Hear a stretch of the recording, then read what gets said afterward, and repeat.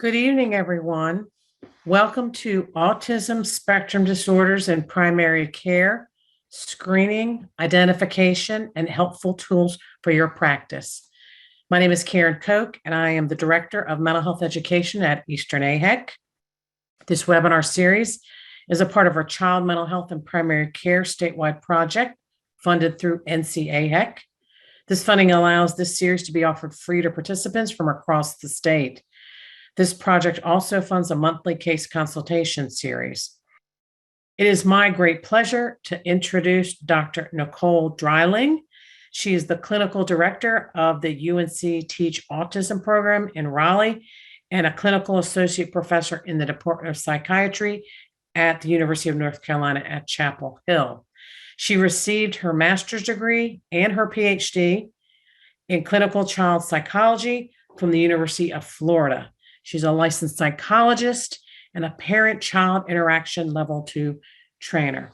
Thank you, Nicole, for being here this evening. Thanks, Karen. I'm excited to be here and do this. Welcome, everyone. Good evening. So I'm going to be talking with you all for about the next hour about autism spectrum disorders and how you might want to think about that within a primary care setting.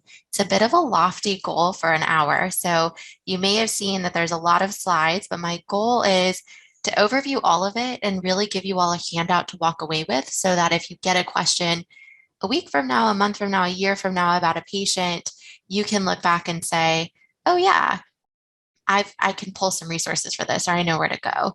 So we'll talk about differential diagnosis that we see around autism, talk about some screening tools that you can use in your own setting. And then I'm going to give you all a few kind of tools for your toolbox about some strategies that might be helpful to pull into your primary care setting for the patients that you're working with who already have a diagnosis of autism. So we'll start off with kind of the basics to get everybody on the same page. When we think about autism spectrum disorder, we're thinking about a neurodevelopmental disorder. We're thinking about a neurodevelopmental disorder that affects brain functioning. It occurs early in life. So there's actually been some pretty interesting research that shows they've done MRIs on younger siblings where an older sibling's already gotten a diagnosis of autism. And they've done MRIs every so often, every few months, as they're developing to see if they're able to predict a later diagnosis based on brain growth changes. And they're actually been able to pinpoint between 9 and 12 months of age, they're seeing differences in the way the brain's developing. And those differences are later predictive of a diagnosis. And so what that tells us is that before we're even seeing differences show up in development on the surface, we're seeing some changes in the way the brain is growing and developing. The two core areas we're going to talk a lot about today are social communication skills and then behavior differences.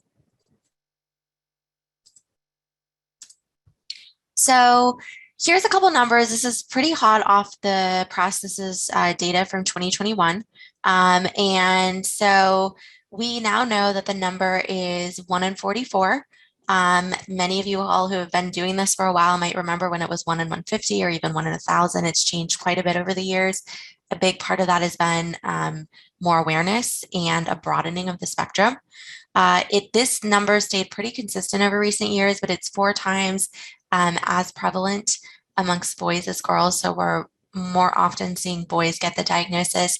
There's been more and more research on that in recent years, and some question as to whether or not we might be missing it in girls. It may be more subtle. It may look a little bit different. It's getting more and more attention. I don't know that we've landed on a definite answer yet, but I'm hopeful that within the next few years, we're going to get a little bit more clarity on some of the differences between sex and diagnosis. We also know back in the 70s, about 70% of folks who got a diagnosis of autism got an intellectual disability diagnosis as well. Now that we do a much better job of kind of diagnosing and screening, we're actually seeing that flipped on its head. So only about 30% of folks get an autism diagnosis, also get a diagnosis of intellectual disability or cognitive delays. And then again, we're doing better of detecting her at an earlier age. So nearly half of folks are being screened and or diagnosed by age 3. But we've still got some room to go because we can pretty reliably diagnose by age 2. We know currently the median age of diagnosis is a little bit over age 4. Two quick things to point out here.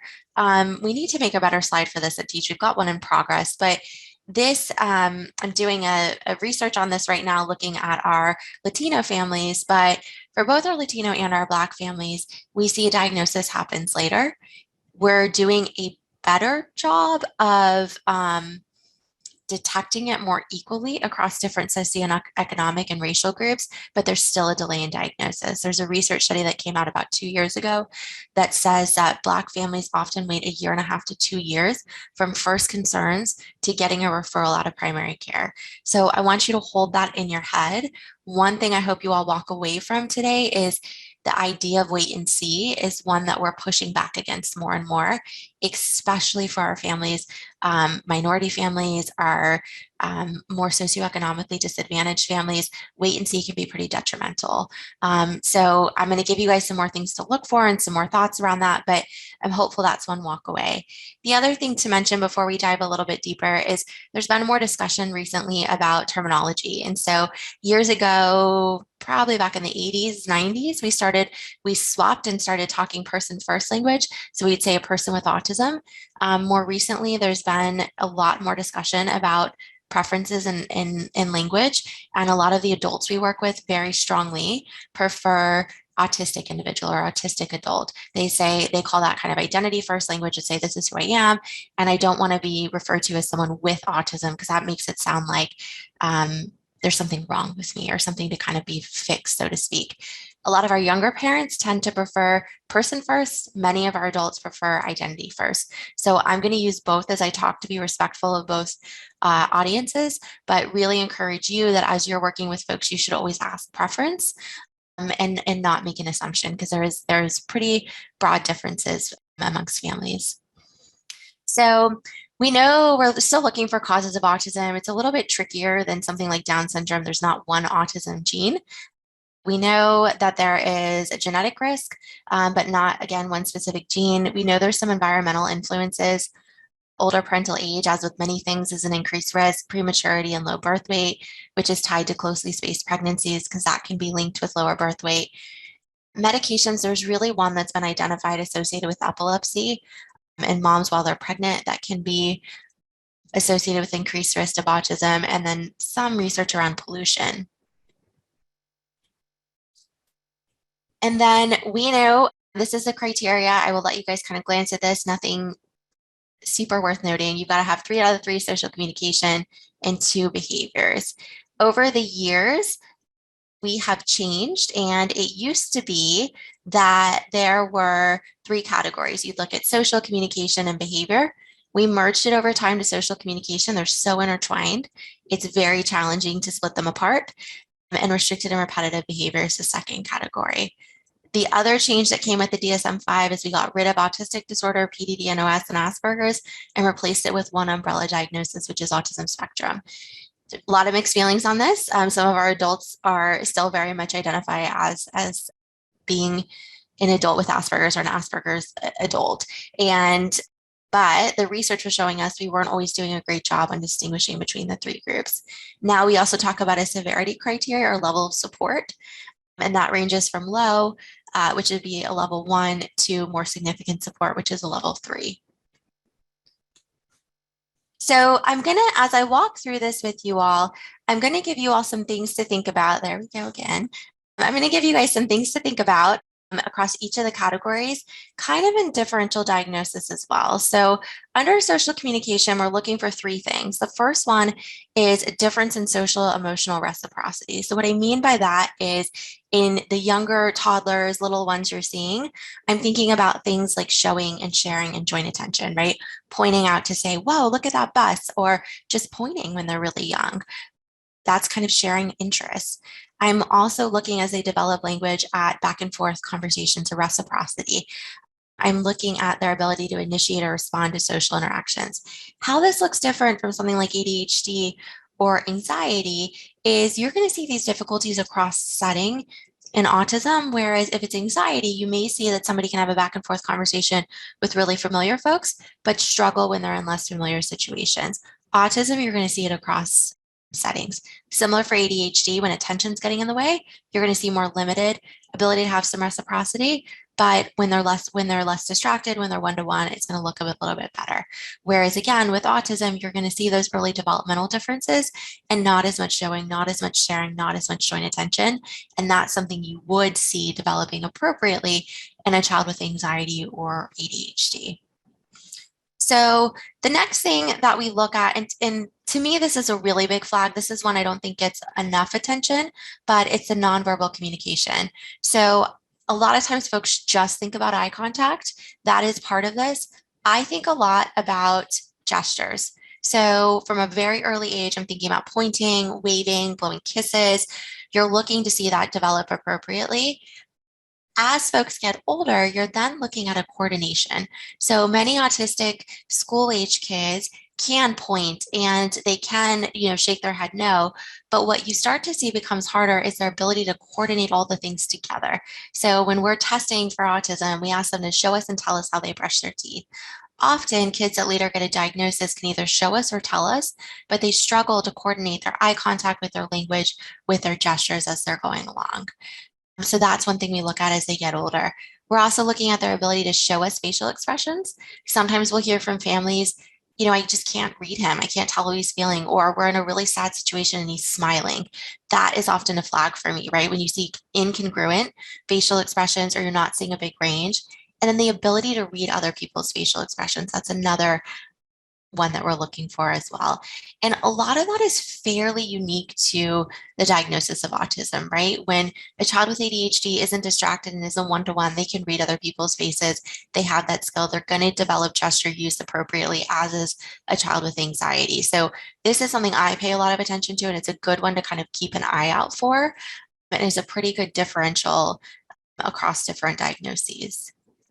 The third one is developing relationships, right? That can range from being okay on their own to really trying to have friends, but really struggling to kind of make them or maintain them over time. Then we get ourselves into the restricted and repetitive behavior category. We've got to have 2 out of the 4. The first one we look at is stereotyped or repetitive motor movements, use of objects, or speech. So this can be a couple of different things. It can be repetitive motor behavior, so arm flapping, rocking their body. It can be finger movements. I'm trying to think of some of the really common ones. Sometimes pacing back and forth in a really repetitive way can fall under this umbrella.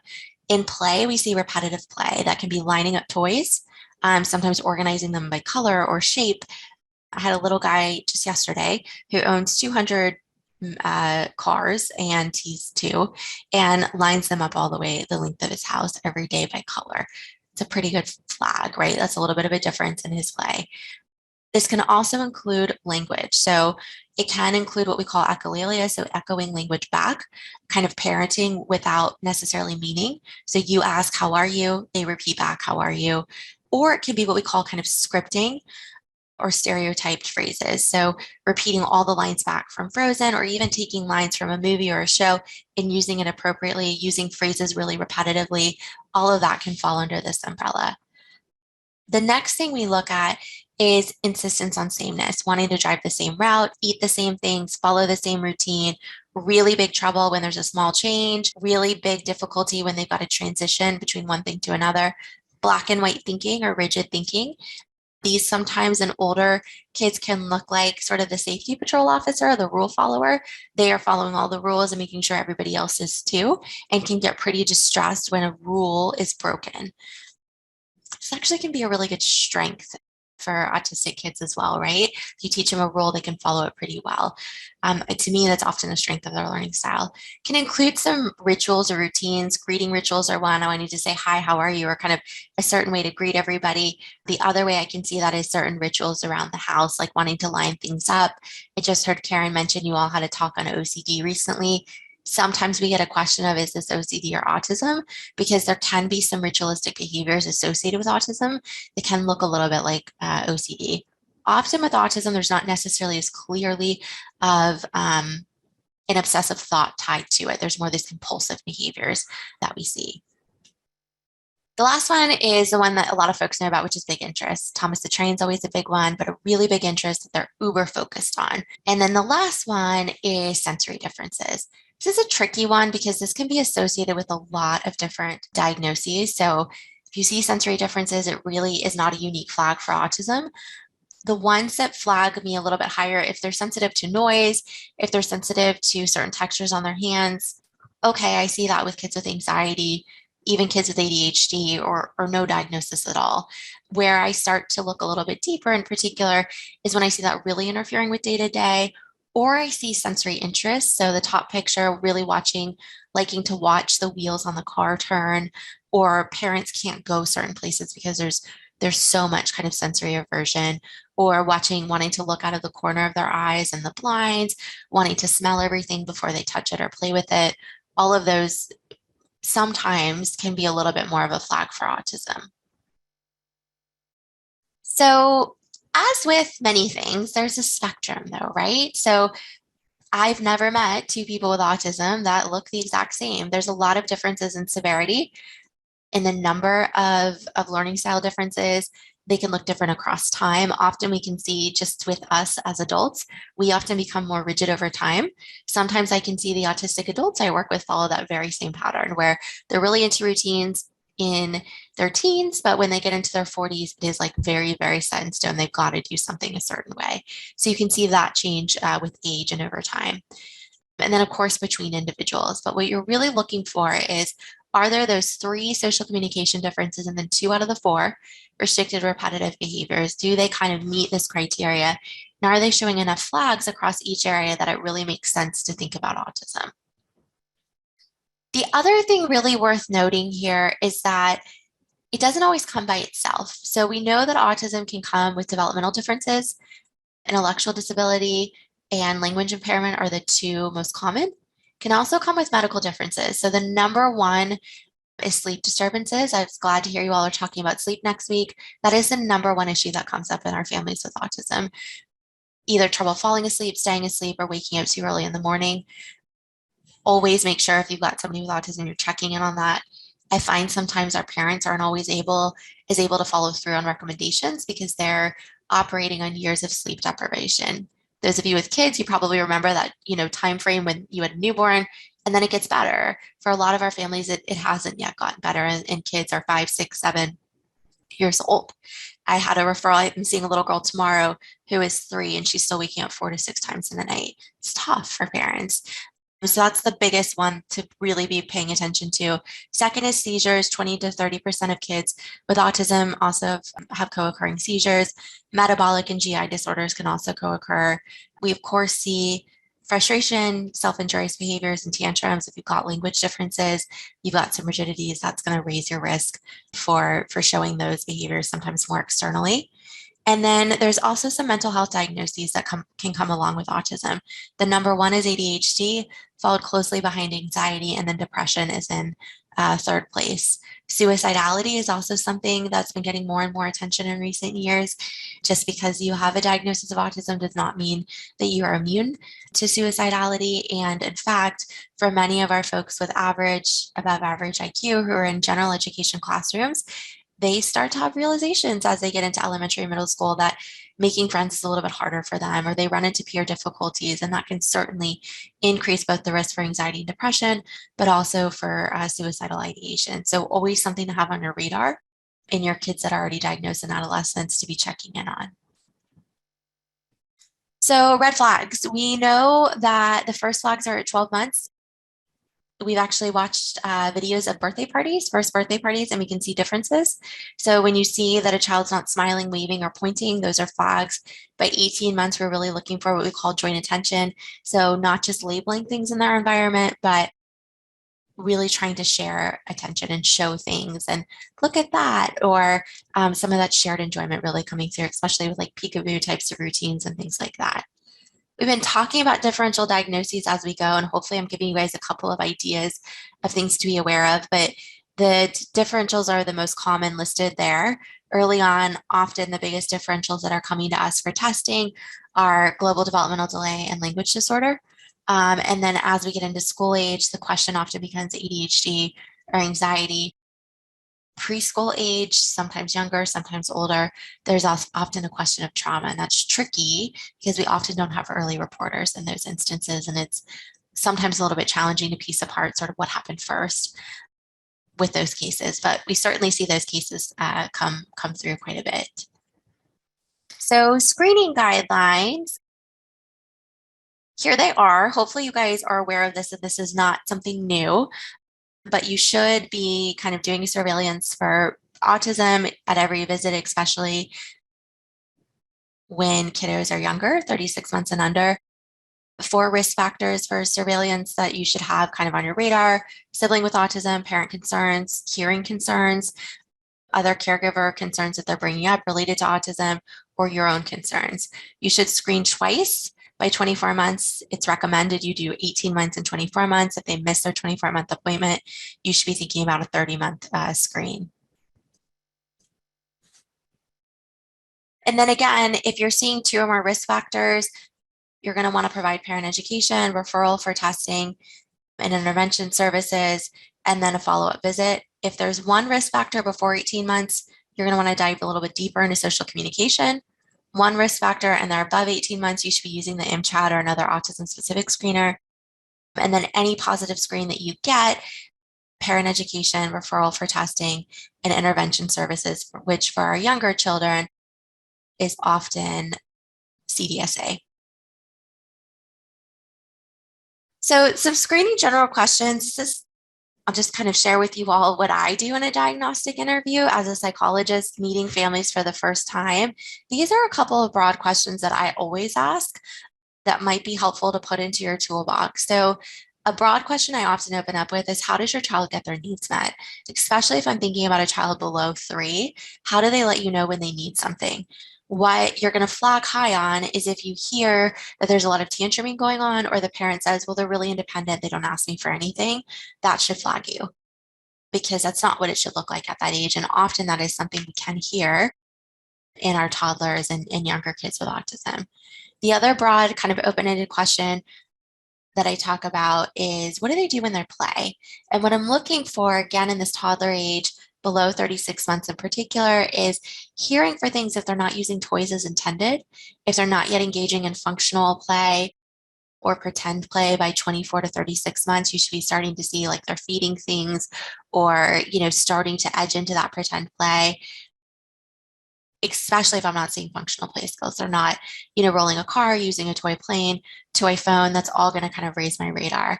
As kids get older, I'm looking at their creative or pretend play to see what that looks like. And then I'm going to dive a little bit deeper if they're doing pretend play and ask, is it their own stories they're making up, or are they acting out something they've seen before?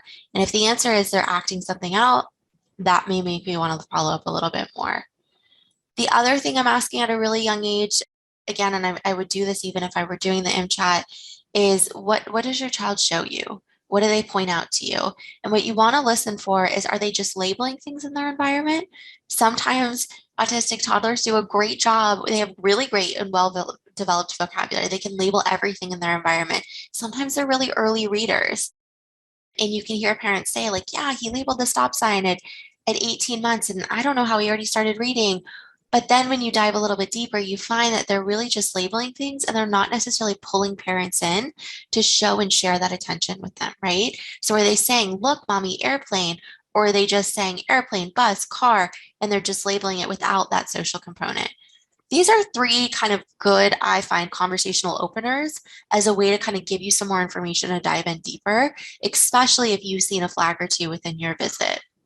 Hopefully to kind of help you guys get the conversation started. The most commonly used autism screener, and we could probably spend multiple sessions on this, so this is a little bit of a brief overview, but in North Carolina, for better or for worse, the most commonly used autism screener is the MChat. And you can start using that as young as 16 months. It goes all the way up to 36 months. It's free.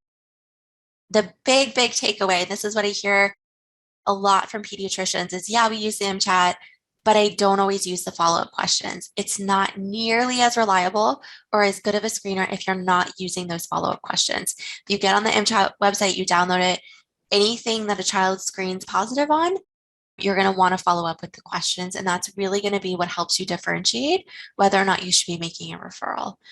So highly recommend them. They're also just, I find, helpful to have around. If you've got someone who's maybe not endorsing something on the MChat, but you're seeing some things, it's some good questions that kind of let you dig in a little bit deeper to find out what might be going on.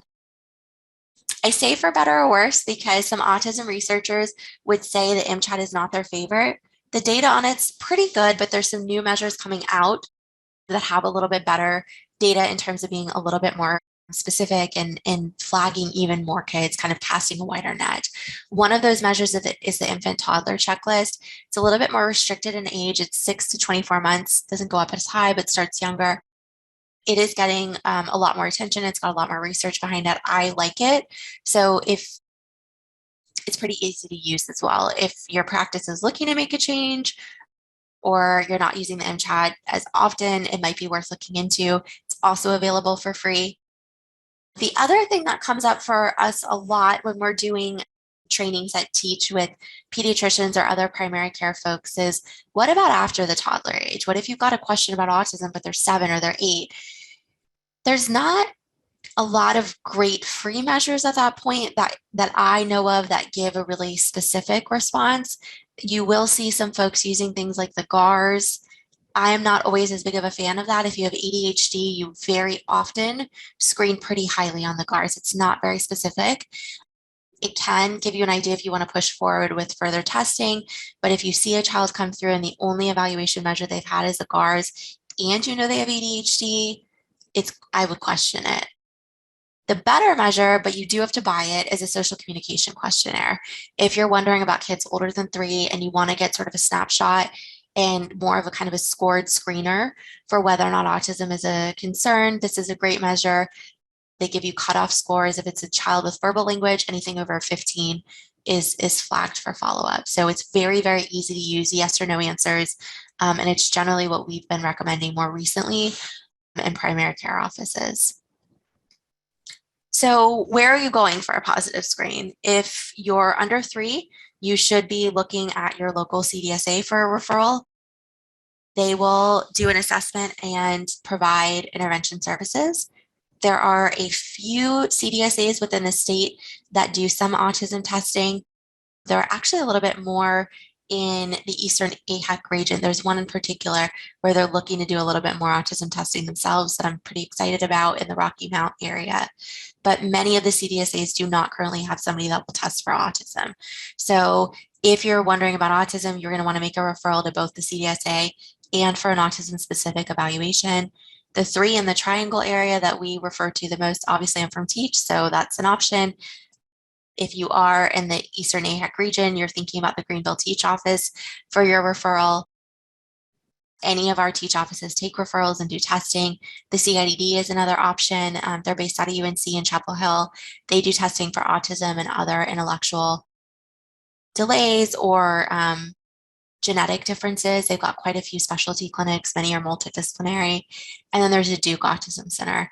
And I have no shame in telling you all, I've heard more recently of some families getting in more quickly than I've heard before at the Duke Autism Center. So it's worth a look. I always encourage families to get on multiple lists because we know the wait lists are longer than we'd like them to be. But those are the 3 things you should be thinking about. The school referral, if they're not eligible for CDSA, especially if they're 3 to 5, they can be doing an evaluation to look at preschool services.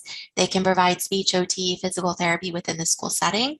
But you can also and should also at that point be making private referrals too. If you've got families with Medicaid, know that they can get services within the school and privately. You want to make sure they're telling the school not to bill their Medicaid so that they can access both services. School can bill Medicaid for services, but then a family can't get it privately too. If you think the family's got the transportation and is interested in getting services both through the school and privately, always a good tip to share with families. Sometimes families don't always know kind of what they're signing, and they'll say, yes, you can bill my Medicaid, and then they find out later, we can't go out in the community and get speech therapy and get it through school. So tip to have in your hat, it's an important one to mention. So developmental milestones, a couple of things for you all to be aware of if you're not already. CDC, of course, has the Learn the Signs, Act Early milestones checklist. This ranges from 2 months to 5 years. It's a free app. It is available in English and Spanish. maybe other languages as well more recently. I'm not totally sure about that. You all may have heard there's been a change very recently in the milestones. A lot of speech therapists and many autism interventionists, and I know many pediatricians have been pushing back on some of the changes because they've actually changed some of the language milestones, as you're probably aware. And there's some concern that the bar may be a little bit too low and maybe missing some kids. So that is a resource. What's nice about it is there's an app for families to let them kind of follow along. The other option is through the NC Act Early site, which I put the link there too. So that's an option that's North Carolina specific, but has some developmental milestones. They also have a flyer available in Spanish. My personal favorite out of the three is the Baby Navigator. This actually came out of Florida State University, and it is a project they started. It's totally free. It's for children under 24 months, and it was developed by speech therapists and folks who specialize in autism. So it digs a little bit deeper. It's not just saying you need to have X amount of words. It's talking more specifically about what gestures kids should be developing, really specific kind of social skills, social communication skills that I have a 3-year-old at home, and I used it for him when he was developing. And I remember at 12 months being like, oh my gosh, he's supposed to be giving a high five, or it was like a thumbs up at 18 months. I was like, I didn't know that. So take a few of them with a grain of salt, but it's a little bit more detailed and it gives some really nice examples. So those are the three that we recommend the most. Baby Navigator is a really more detailed one, and maybe a good one to share across your provider team to give you all a refresher of things to be looking for too. Okay, so that was sort of your 30-minute kind of brief overview of what on earth is autism. And I'm going to spend the next really 15-20 minutes to give some time for questions, giving you all some toolbox tips of some things for the folks that already have the diagnosis that you might be thinking about within your practice to make sure that you're really supporting their learning style needs.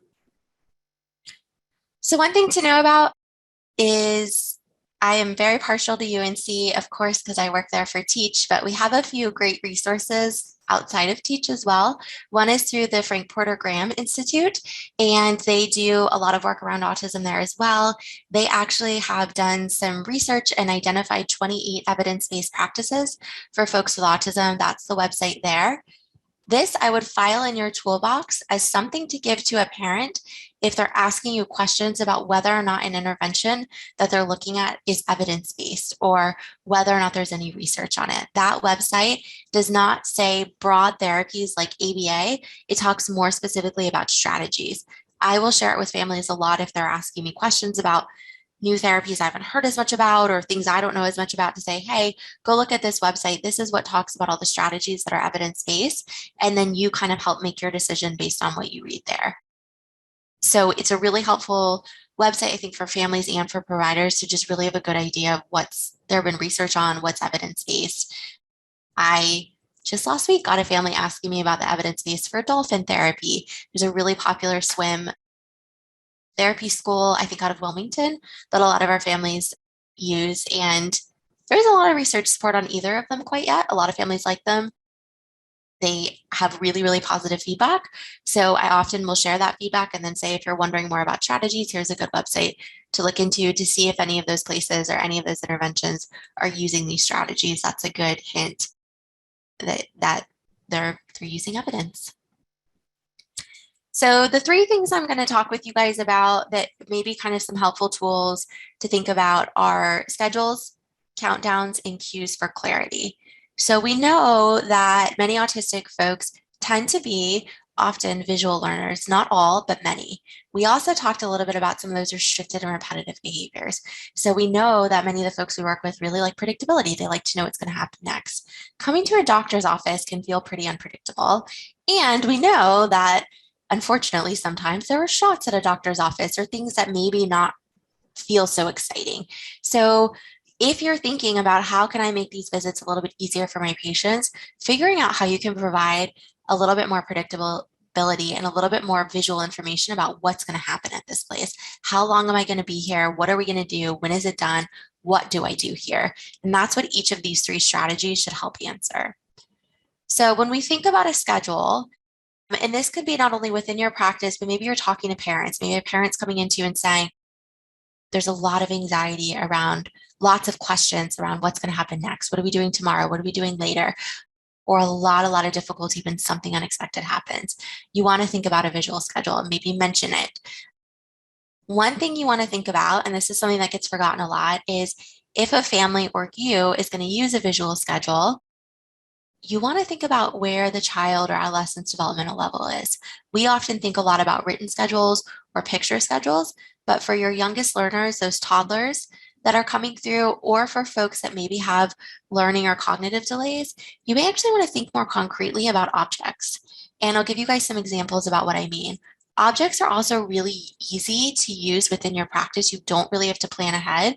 You can often just grab natural objects in the environment as a way to communicate to the child to say, hey, here's what we're going to do next. You want to use what's going to make sense on the individual's worst day. So when you're talking to parents about a schedule or you're recommending one, you want them to use one. If their child's just an emerging reader, you shouldn't have a written schedule.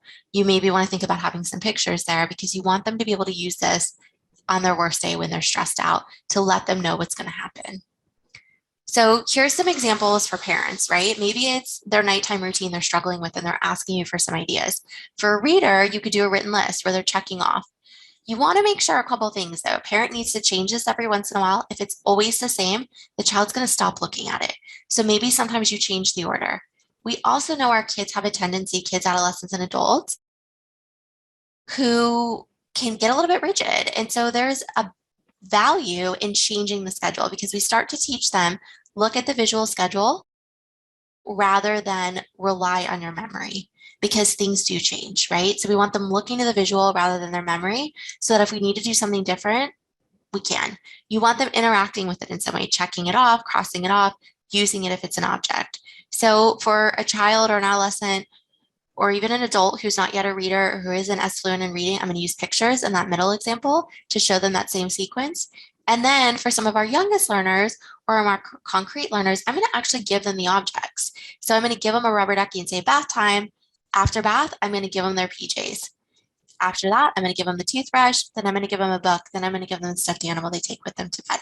It's very concrete and it's a way to communicate to them what's coming next. And it doesn't have to be fancy, right? Like if I wanted to tell my 3-year-old it's time for dinner, I can give him, a water. Oh, that's just a blurred, but it's a water bottle. I can give him a water bottle, right? And say, we're going to go eat. And that he knows just what that means. He takes off for the table, right? It's a very simple way. Parents aren't having to print out pictures, really functional way to help our youngest learners and our more concrete learners really understand what's going to happen next. How do you do this in your office? Well, maybe you got a written schedule. I'm going to show you guys an example of one you can actually download for free online in just a second. Maybe you work with parents to create a written schedule of what's going to happen. Maybe you've got some pre-printed out ones that you can give families to use, or you're thinking about objects.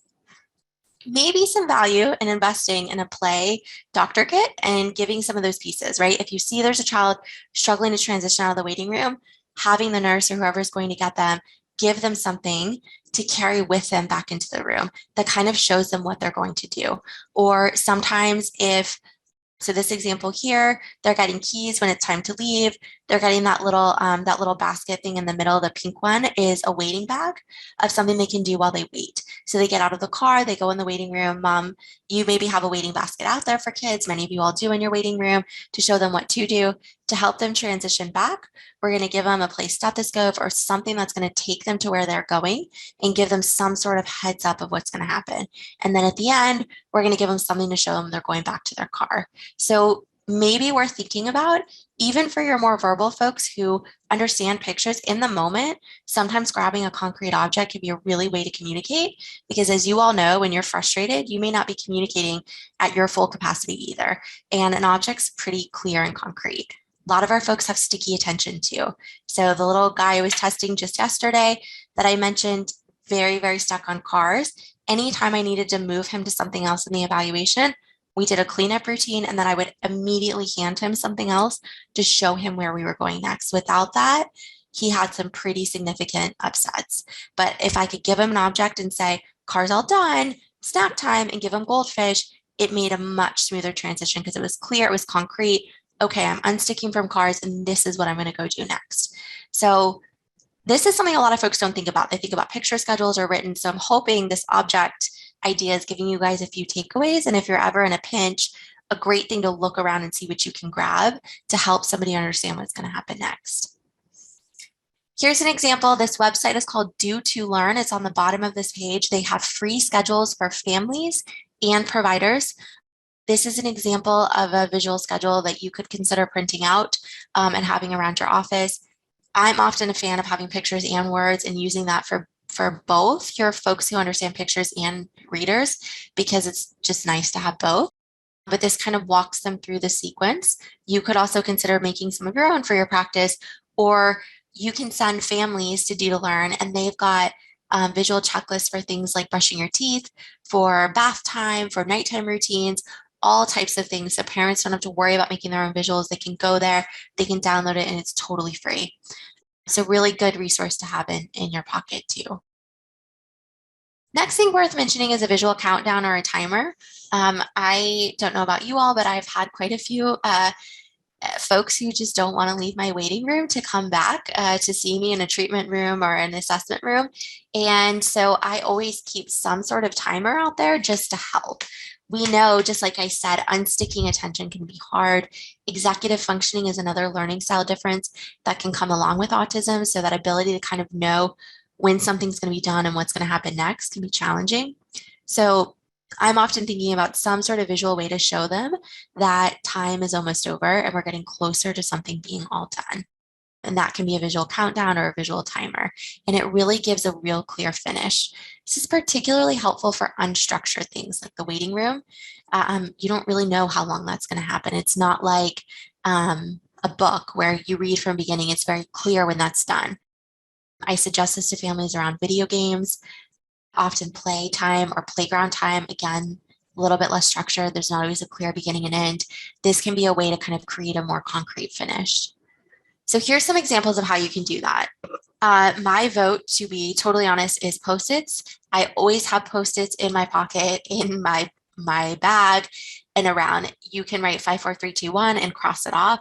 It is a very, very flexible and easy to use strategy that I find pretty much all parents can use. So if you're somewhere and you've got to leave the playground and you know your child's going to struggle, encourage the parents to start doing that countdown. Once they get to 1, it's time to go to the car.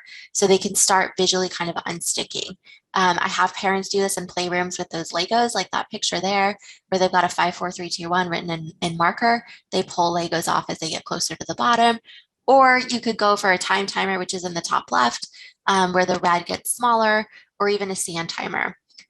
I find that if you're working with a family with more than one child, or you're in a clinical practice like we all are, my day never goes as I expect it to. So I get a little bit nervous with timers on the phone or even the sand and time timers because I don't always know exactly when something's going to be done. And if they're waiting in your waiting room, odds are the parent doesn't necessarily know exactly when they're going to get called. So the value of something like the Post-it system is that could be 5 minutes, 15 minutes. You can adapt it and pull them off or cross them off as slow or as quick as you want to. So that's always my preference because it allows for more flexibility, but there may be situations where something like a timer on your phone or a time timer may be more appropriate too. But a really, really good strategy for our folks to show that clear finish and really help unsticking can also really decrease some behaviors. The other thing that's helpful to do for our folks is use that visual skills strength and help clarify things. We know that many of the folks with autism that I work with don't always pick up on things as implicitly or as if it's not explicit or clearly taught to them or it's not a clear rule, they might not be able to read the room, so to speak, and pick up on where their body should be or what they should be doing. So in a verbal reminder you can do, but it's not going to generalize. They're not always going to remember that and then go back and be able to do it again. So I always recommend thinking about visual cues to clarify where somebody should be standing, where their body should be. So we do a lot of things called wait chairs. If they're waiting somewhere not in the waiting room and I need them to kind of know where to put their body, having a chair with a book under it as a way to say, this is a wait chair, this is where you need to go. It's a really clear visual cue of what to do with your body.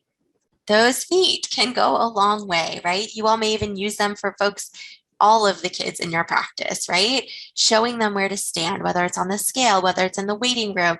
They're really, really helpful visual cues and pretty simple as a way to kind of show somebody where to put their body. So again, if you're noticing that one of your patients who has autism is struggling to know where to be, where to put their body, or isn't picking up on things as obviously, you're going to want to think about, okay, is there anything I can do visually to kind of make it more clear? And then that's a great strategy that can stay around and generalize really across all your patients. They can use that, and many kids can learn use extra cues to figure out what to do. The other one to be thinking a little bit about is social narratives. This comes with a little bit of a caveat.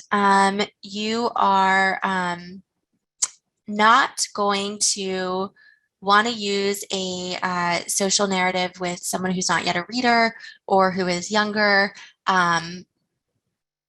because they may not understand it, right? But if I'm thinking about someone in a general education classroom, somebody who is reading at, at least a second grade level, a social narrative can be a really good strategy to help provide some information about what's happening in the social situation. What can I expect, right? Again, I just said a lot of our learners are artistic, elementary, adolescent folks don't learn things as obviously as other folks do. They may not be picking up on social cues, so they may not know what to do or why they're doing it. Same thing with coming to the doctor's office, right? They may not quite know what to expect, what's going to happen, and what they should be doing. So a social narrative is a great way for parents to kind of give some heads up of this is what you can expect, this is what can happen. So it's good for new situations. It's also good for social difficulties. So if there's trouble with personal space or interrupting or knowing what to do in certain social situations, right? I've worked with many a kid who blurts things out that maybe they shouldn't, or it's not quite the right time or place. The social narrative can be a good strategy to tackle that and sort of talk about when you can do that instead, why you shouldn't do it, and how it might make other people feel. Because again, that doesn't always come as naturally to the folks that we work with. So this next slide is going to give you guys an example of a social narrative, and the link to where you all can download it for free is at the bottom. So this to me is a pretty simple narrative about coming to the doctor's office. What's going to happen? Where am I going to go? What are people going to do? I think it's a great resource to share with families and a really great way to prepare, honestly, a lot of your kids for coming to the doctors. It could be your anxious kids, your kids with autism, a lot of kids that just have questions about what are we going to be doing, what's going to be happening. And what you'll notice about it is it's got a mix of both pictures, kind of short phrases that kind of walk somebody through really explicitly, like what are we going to do, what's going to happen next. And the next page kind of ends it and sort of talks on some other strategies. You'll notice, or some other things to expect from the doctor's office, you'll notice that there's lines on these. So when you download this, you can actually cut them and make it into a book.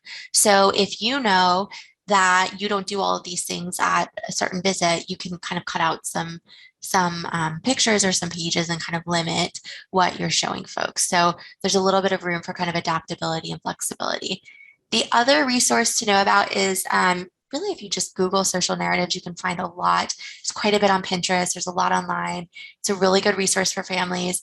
Carol Gray has what she calls social stories that go through a lot of different topics. You can buy those. Some are online for free, but it's a really, really good resource. Again, for somebody who's, if they're going to read it themselves, at least at a second grade reading level, or who you think can kind of manage this amount of information. This isn't what I would be doing with a 2-year-old, but I might be doing it with a 4-year-old to kind of walk them through some of these steps. Okay, and then as you're, thinking about parents, I'm always asking myself, if you're in the midst of a behavior with someone that has autism or you suspect autism, how can you make this visual? How can you clarify what's going to happen? How can you show them what's happening next? It's not the time to use language if somebody's in the middle of a behavior. So be looking around your office. What can you give them? What can you show them to help them know what's going to happen next? How can you help kind of redirect or unstick their attention is always a good thing to be thinking about, or how can I make it more visual? That's a good tip to share with parents too. Positive reinforcement just for kids without autism is also a really good strategy for the kids we work with too. Here's some other resources for you all to think about. At the top is the Autism Society of North Carolina. They have free toolkits, and they have one on health that has a lot of tips for primary care practices. The bottom is Autism Speaks. They've got a lot of toolkits as well that are free. And then Teach has some tips as well available online. And here's a link for resources to all of those places. The Frank Porter Graham that I mentioned has some toolkits for supporting folks through COVID, but it's a little bit broader than that. There's more resources there that are free. There's free visual supports. If you're running into folks that still need some supports around hand washing or understanding COVID or social distancing, there's really great supports there too. I'm going to pause right here because I've seen some questions come through that are related to resources. And so I'll go ahead and kind of weed them in. I saw folks about mentioning waitlists. Yes, two things to know. If you are coming through Teach, this is not always a widely known fact. Our waitlists are longer than we would like them to be. I wish I could tell you they're not. We know they are, and it keeps many of us up at night because there are just more kids and adolescents, and lately, honestly, adults than we can serve. But all of our Teach clinics fast track. And so if you have a child who is 2 and under that you're referring, they should get in a shorter time frame. So I've worked with a lot of pediatricians that have said, I just don't even bother referring because I know they're just going to go sit and wait. I'm going to heavily encourage you to still refer because referring and waiting at 2 is still better than waiting till 3 and then having to wait longer. And our youngest kids are going to get in more quickly. If there's a risk of a loss of services, like they're 17 and they're getting ready to lose some of their services, we also fast track those folks. So we see them more quickly. Little ones, family members of kids with autism, sometimes we're able to fast track a little bit more because we know the risk is a bit higher. There's different situations. So definitely always ask about that. When you're wondering about other services to do, yes, speech, OT, all of that is definitely worth doing. Referring for school resources is always a good recommendation as well. Unfortunately, you are right, you cannot access ABA without an autism diagnosis, but also all of our Teach offices, as does Autism Society, have parent resource specialists. So the other thing you can be doing is connecting the family with the parent resource specialist for their area. So if you're looking in the Greensboro area specifically, they have a great resource and referral specialist. His whole job is to connect family with resources while they wait. So I'm happy, I can put my email, I think, in the chat at the end if you guys need help getting connected to those folks, but that's one thing you can think about. And then I'm also seeing questions about what are interventions that can be used for kids and families that have flags but don't meet criteria for autism in an evaluation. We see that for children who read well and no longer qualify for speech services. Oh gosh, yeah, I see that a lot too. Sometimes pushing through for speech in the community is still a good resource.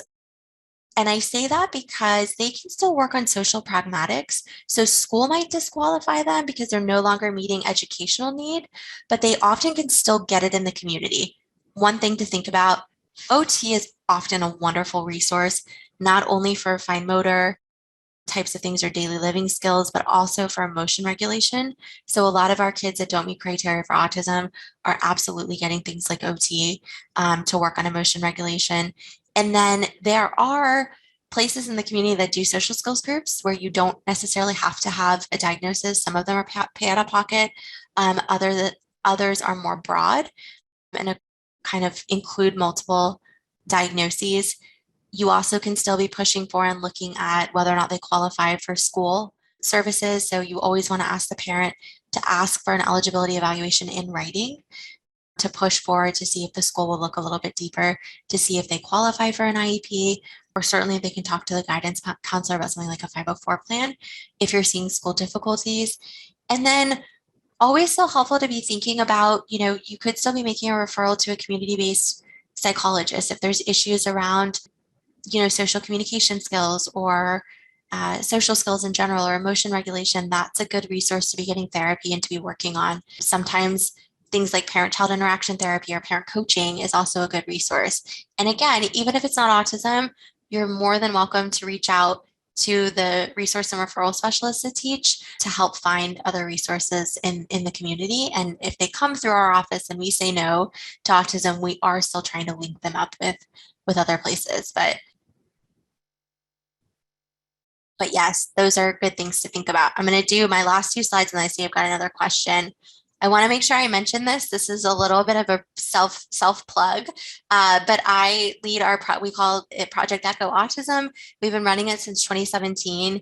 It is an online learning model that is completely free. It's 12 sessions and we dive in deeper to autism. So we talk about screening. We do an entire session on it. We talk about autism and anxiety, autism and feeding issues, autism and sleep issues, comorbid diagnoses, as well as kind of the general diagnosis. And it's only a 20-minute brief didactic. And then the rest of the time is case presentation. So you're bringing in cases that you're struggling with, you've got questions about, and we devote that time to really talking it through with you. Totally free, includes CME credits, and also includes level 4 MOC credits. I will put in the email address. We are getting ready to launch new recruitment in the next probably two weeks. We're starting a summer series, so feel free to email us and we can get you on the list. And then as soon as we open recruitment, we'd be happy to take more folks in. It's a small group. It's usually 15 to 20 folks. So really good chance to get your questions heard. And it's a team of a psychiatrist, a psychologist, somebody from Autism Society, and one of our therapists or autism specialists to teach too. So it's really fun. We've been doing it for 5 years now, and it's one of my favorite things.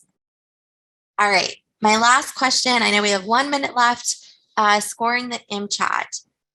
Kids obviously need further evaluation. Some that seem to be off by just a few questions. Yeah, totally goes back to my thought of the MChat absolutely isn't perfect. And that's where I would pull the follow-up questions. If you're noticing that they're maybe not screening positive or they're not screening at risk, but you're seeing more, ask a little bit more about some of those follow-up questions. And if you get more positive answers on that, I would definitely say that's a push forward. But according to the American Academy of Pediatrics, if you've got a concern, even if the MChat isn't flagging, you can and should refer. So that's also worth being aware of. And you heard me say earlier, I'm not a big proponent of the wait and see. I would rather them come through early, they get in more quickly with us, or at the very minimum, send them through the CDSA to do a little bit more testing if you've got a question, because we know in particular for our Black and Brown families, it's disproportionately hurting them to do the wait and see. So if you're unsure, even if the MChat's not screening the positive, still could make a CDSA referral to dig in deeper. And if you do the follow-up questions, it might give you more information of whether or not a referral is worthwhile. Okay, I made it to time. So I think this is the end. Those resource and referral specialists that I mentioned, their contact information is on the Teach page too. And if you don't feel like copying my email address, I live in Raleigh, Teach, so I live on that page, and my email is there too. So you can always reach out to me that way. I'm happy to get you guys connected with anyone in your area too.